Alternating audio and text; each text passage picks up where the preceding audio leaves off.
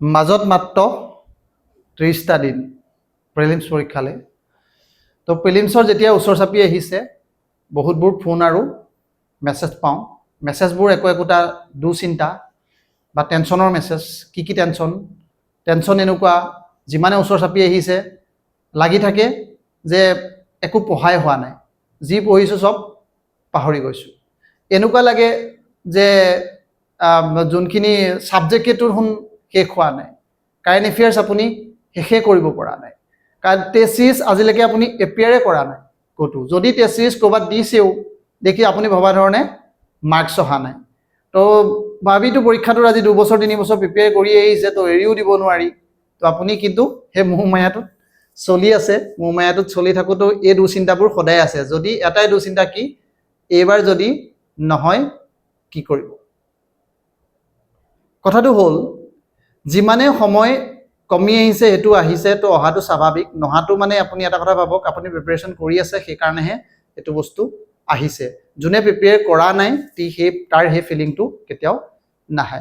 এতিয়া কথা হ'ল কেইটামান আজি মই এই 1 মাহত আমি কি কেইটামান কথা কাম কৰিব পাৰোঁ, যোনকেইটাই আমাক অকণমান আপোনাৰ আজিৰ পজিশ্যনতকৈ 20-30 মাৰ্কছ এটা আপোনাৰ এডিশ্যনেলি আনিব পাৰে। সেইকেইটা আজি অকল পঢ়াৰ কথাই নহয়, কেইটামান মই চাইক'লজিকেল কথাও ক'ম। চাইক'লজিকেল মানে কেনেকুৱা, মোৰ লাগে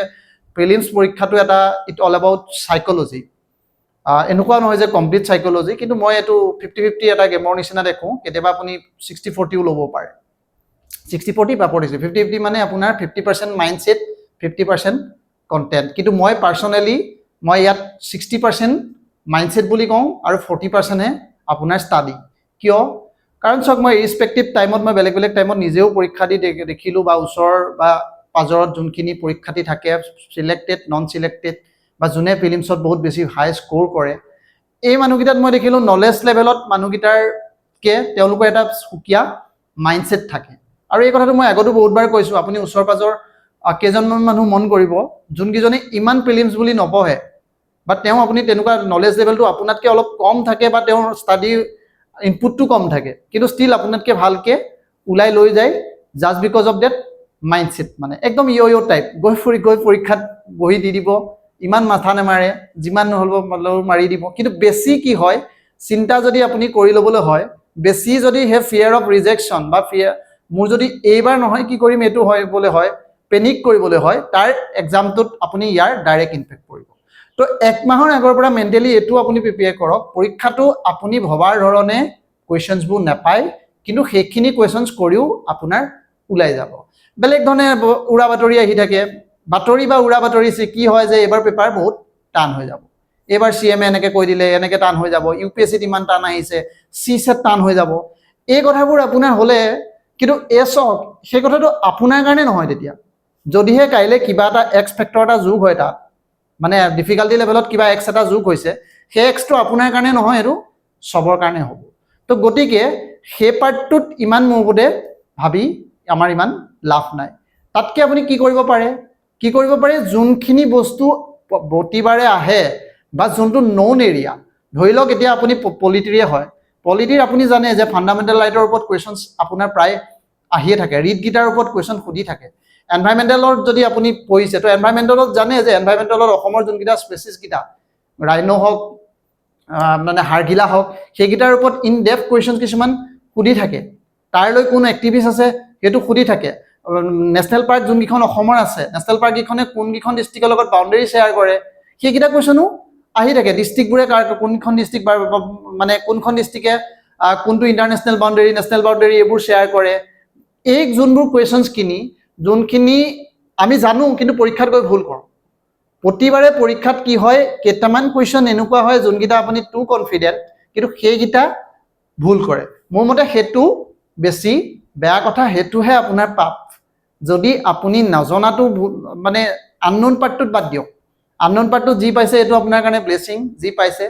কিন্তু নোপোৱাকেইটা আকৌ যোনকেইটা পাৰি সেইকেইটা ভুল কৰাটো বহুত মানে কাৰ্চ হয়। সেইটো আৰু কৰিলে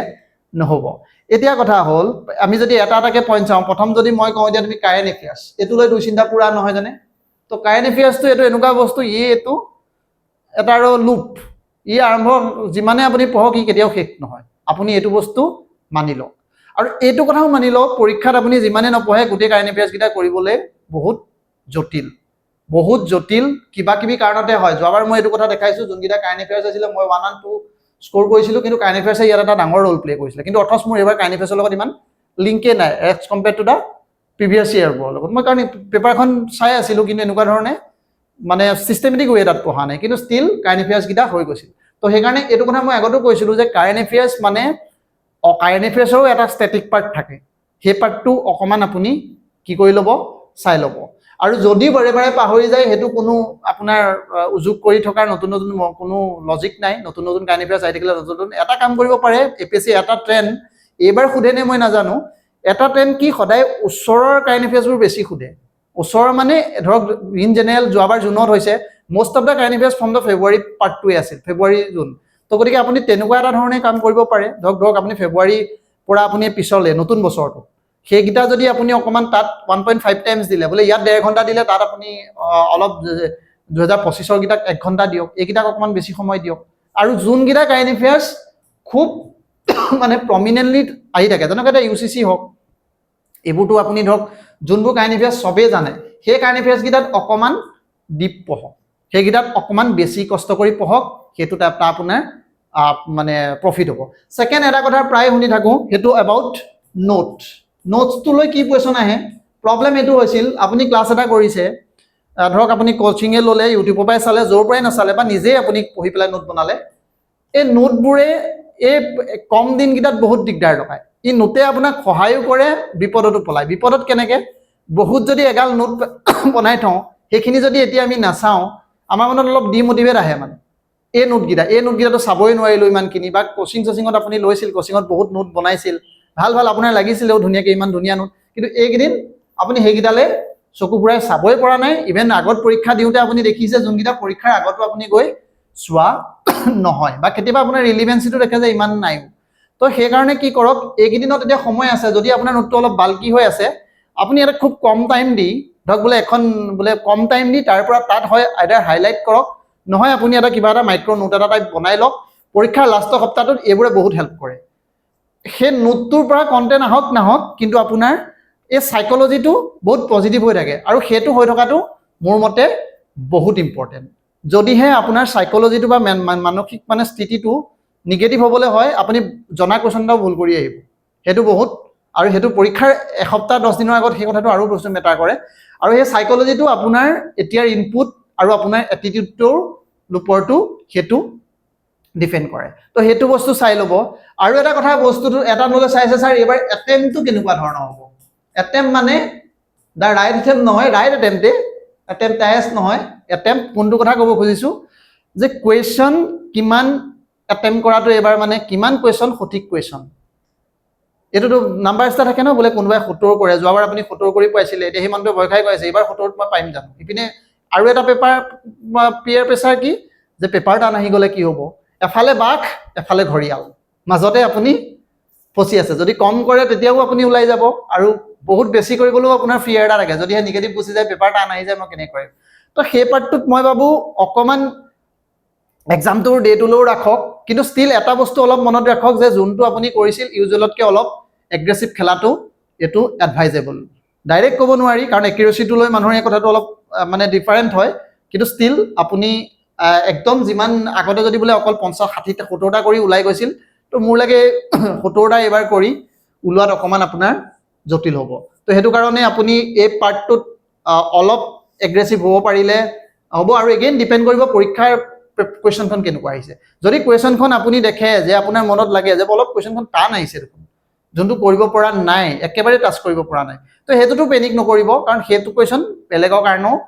একেটা হ'ব তো হয় এনেকুৱাও হ'ব পাৰে এনেকুৱা কোনো ৰুল নাই যে এইবাৰ কাট অফ 110 হ'ব লাগিব পেপাৰ টান আহি গ'লে 90 তলত কাট হ'বলৈও কোনো আচৰিত কথা